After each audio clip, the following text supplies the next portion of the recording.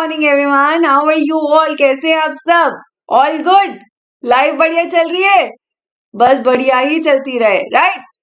So now quickly introduce myself to you all the new students who are joining this channel and this new series that I'm starting up with today.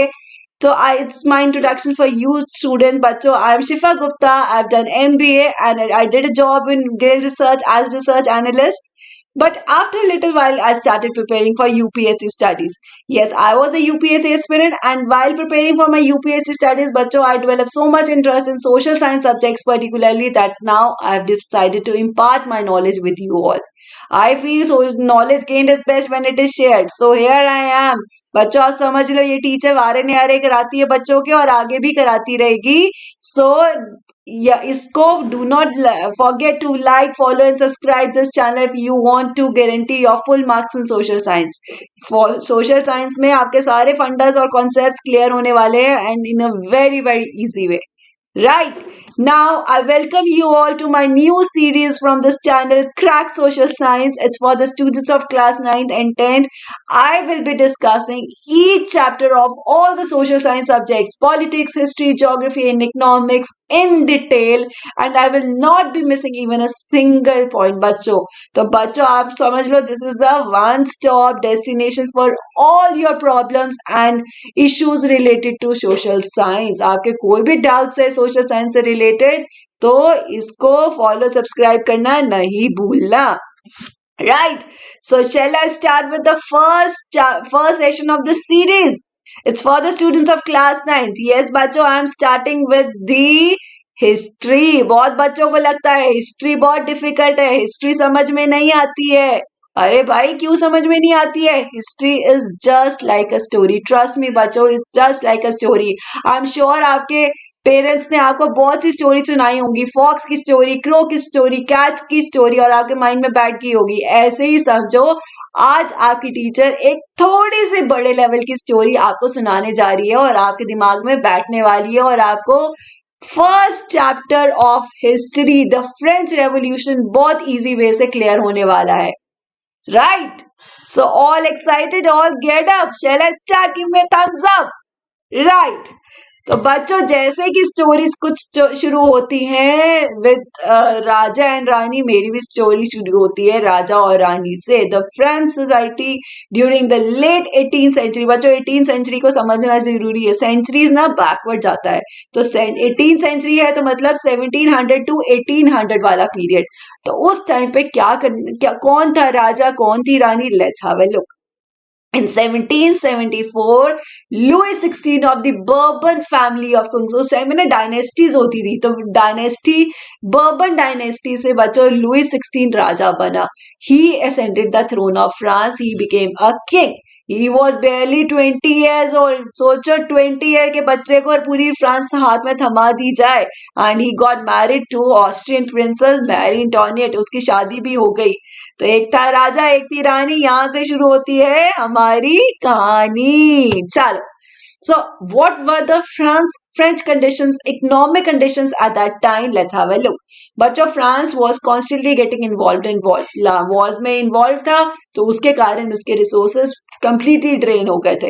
And वहां पर राजा बहुत शाही ठाट का था, शाही ठाट तरीके से जीता था.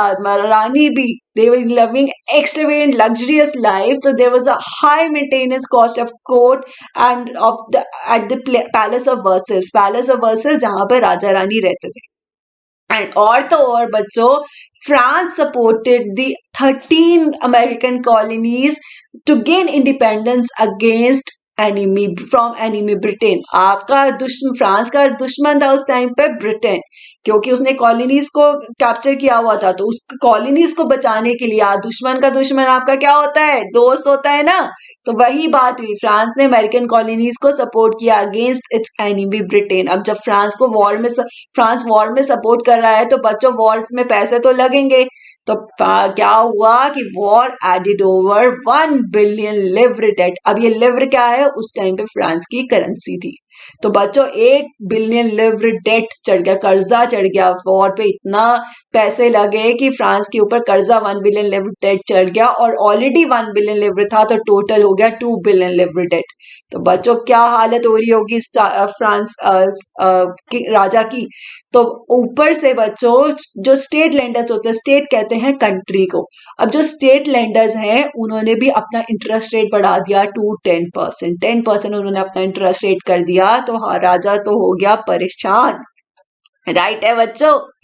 तो बच्चों क्या हुआ, फ्रेंच गवर्नमेंट हैड, जैसे मैंने आपसे बताया, had to spend greater share of its budget. पूरे बजट का कितना पैसा तो उनका जा रहा था इंटरेस्ट पेमेंट पे, और उनके किंग जैसे शाइट हाथ से रहता था, एक्सपेंसेस बहुत ज्यादा थे, रेगुलर एक्सपेंसेस भी बहुत ज्यादा थे, कि cost of maintaining the army, the court, the palace, the government offices was way too much, कि स्टेट राजा को क्या करना पड़ा, गवर्नमेंट को क्या करना पड़ा, state was forced to increase the taxes. Taxes बढ़ाने पड़े। कैसे खर्चे पूरे करता, नहीं कर पा रहा था, तो जैसे कि कंट्रीज गवर्नमेंट करती हैं, टैक्सेस बढ़ा देती हैं, तो किंग ने भी टैक्सेस बढ़ाए। फेयर है ना, पर टैक्सेस किसके ऊपर बढ़ाए, दैट वाज अ प्रॉब्लम। सो बच्चों जस्ट टू अंडरस्टैंड कि किसके ऊपर बढ़ाए, पहले जरूरत है जानने की कि वहां का सोसाइटल क्लासिफिकेशन कैसे थे, सोसाइटी कैसे क्लासिफाइड थी, तो उसको पहले जानते हैं। तो बच्चों स्टोरी में मजा आ रहा है, इंटरेस्टिंग बन पा रही है। चलो बच्चों ऐसे ही इसको आगे बढ़ाना है, and things would be very easy, clear to you, absolutely clear to you, और मजा आने वाला है। तो बच्चों वहां पर उस टाइम पे ओल्ड रिजिम कहते हैं, बिफोर द फ्रेंच रेवोल्यूशन वाला टाइम, 1789 में सोसाइटी का क्लासिफिकेशन थोड़ा चेंज हो गया था। तो फ्रेंच रेवोल्यूशन से पहले वाला टाइम कैसे सोसाइटी क्लासिफाई थी, लेट्स हैव अ लुक।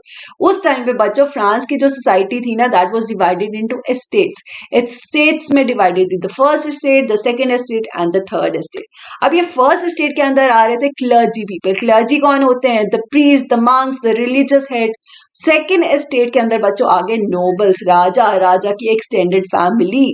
अब ये clergy and the nobles they constituted just 3 to 4% of the population. सिर्फ 3 to 4% of the population they were constituted, and they were enjoying the life of luxury, the extravagant life, and they were enjoying many privileges which were not enjoyed by the third estate. अब ये privileges क्या है ये अभी हम discuss करते हैं, but let's see the who were involve in third estate. बच्चों थर्ड एस्टेट के अंदर वर्चुअली एवरीवन इज, जो कि फर्स्ट एस्टेट और सेकंड एस्टेट के अंदर नहीं फॉल करते थे, चाहे वो बिजनेसमैन हो, मर्चेंट्स हो, लॉयर्स हो, पीजेंट्स हो, पीजेंट्स को नहीं भूलना है, आर्टिसंस हो, लैंडलेस लेबर हो, वर्कर्स हो, कोई भी हो, apart from the first and second estate, they all fail under the category of third estate. अब ये 96 to 97% of the population were the third estate people, right. तो बच्चों उनकी कंडीशंस क्या थी, सोसाइटल कंडीशंस क्या थी, let's have a look. A feudal system was into practice. अब ये फ्यूडल सिस्टम क्या है बच्चों, पीजेंट्स को के पास अपनी लैंड नहीं है, राजा उनको लैंड देता है, और पीजेंट्स इन रिटर्न राजा को फ्यूडल ड्यूज देते हैं। क्लियर हो रहा है, अपनी लैंड नहीं है, राजा उनको लैंड दे रहे हो, और आप राजा को फ्यूडल ड्यूज दे रहे हो, और सर्विसेज भी ऑफर कर रहे हो। सर्विसेज कुछ भी हो सकती है, चाहे राजा बोले लड़ाई में लड़के आने को, चाहे राजा बोले कि उनकी घर पे काम करने को, पैलेस में, ऑफिसेज में, कुछ भी सर्विसेज जो भी राजा बोलेगा आपको ऑफर करनी पड़ेगी, एंड फ्यूडल ड्यूज देने पड़ेंगे in return for the land जिस पे आप अपना काम कर सकते हो, आप खेती जो भी कुछ करना है आप कर सकते हो, राइट। अब कीजेंट्स कितना पॉपुलेशन था, कॉन्स्टिट्यूटेड 90% ऑफ द पॉपुलेशन। बच्चों ये देख दिमाग में बिठाना है, peasants constituted 90% of the population, and very few have land of their own. सब मेजोरिटी के पास अपनी लैंड नहीं थी, तो फ्यूडल सिस्टम बहुत स्ट्रॉन्ग था वहां पर, राइट। एंड क्लर्जी, जैसे मैंने बात की, clergy and nobility, the privilege class, they were exempted from taxes। ये थी उनकी privileges बच्चों, they were not paying any taxes, they were enjoying a life of luxury। पैसा उन पे ऊपर खर्च कर रहे हैं, लेकिन पैसा वो नहीं दे रहे हैं, टैक्सेस वो नहीं दे रहे हैं। टैक्सेस कौन दे रहा है, burden of taxes was on the third state members. अब थर्ड स्टेट मेंबर्स के अंदर भी बच्चों पर्टिकुलरली पीजेंट्स, जिसको एक्स्ट्रा टैक्स देना पड़ता था, टिथ जो कि tax by on peasants by the church levy करता था ऑन पीजेंट्स, और उनको टैक्स देना पड़ता था। अनदर टैक्सेस स्टिल जो कि थर्ड मेंबर स्टेट मेंबर सभी को देना पड़ता था on by the administration levied by the state, राजा लगाता था जो सबको देना पड़ता था।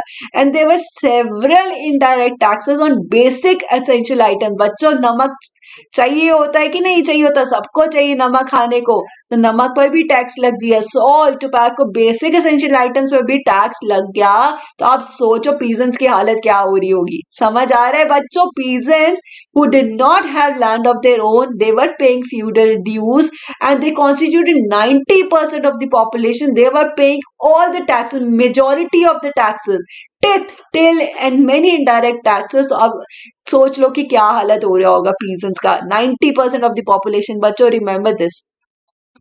तो बच्चों अब क्या हुआ, there was a struggle to survive, survival issues भी होने लगे, सर्वाइवल के इश्यूज आने लगे, पॉपुलेशन एक्सप्लोजन हो गया।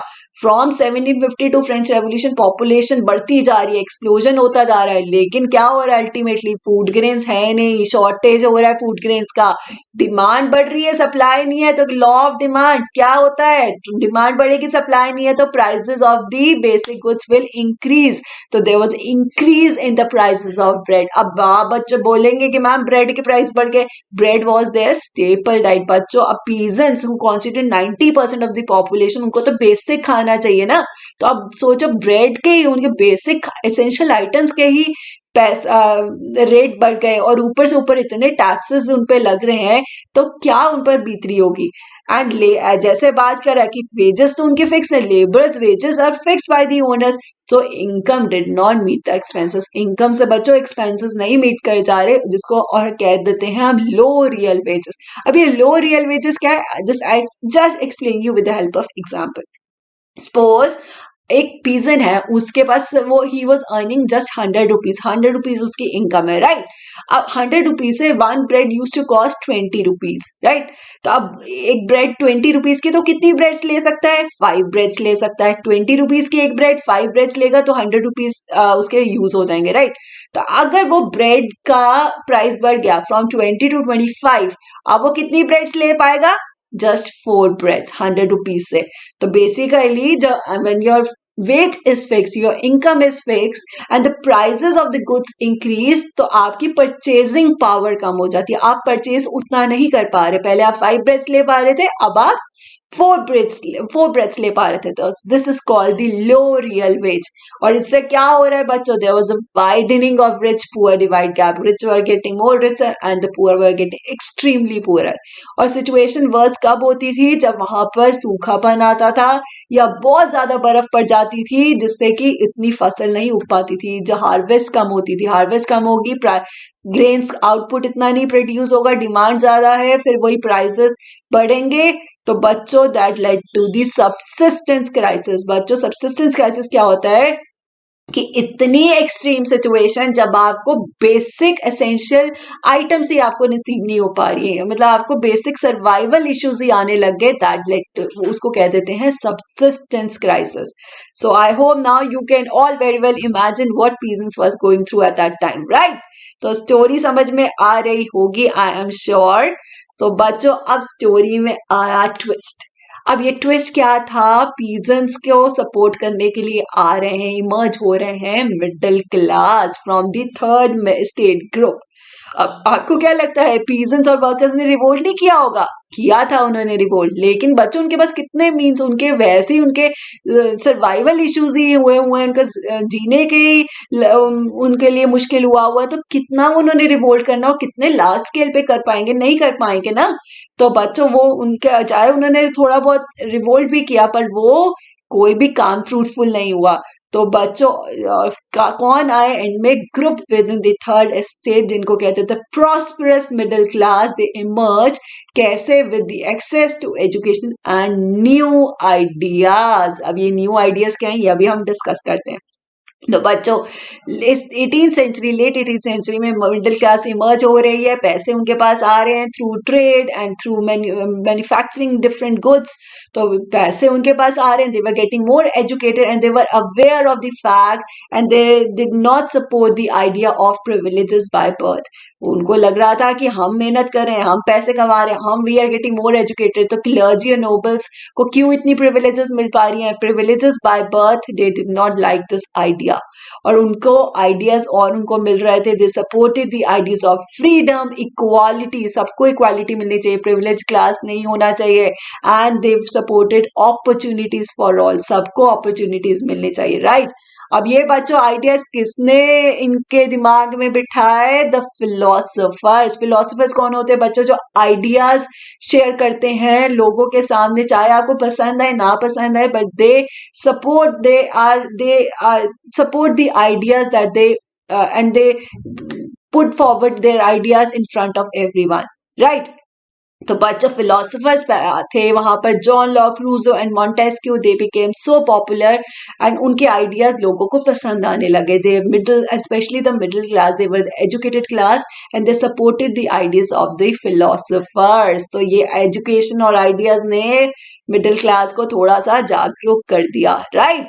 तो अब ये फिलोसफिकल आइडियाज क्या थे? Let's have a look. तो philosophers as I said, John Locke, Rousseau and Montesquieu, इनके आइडियाज क्या थे?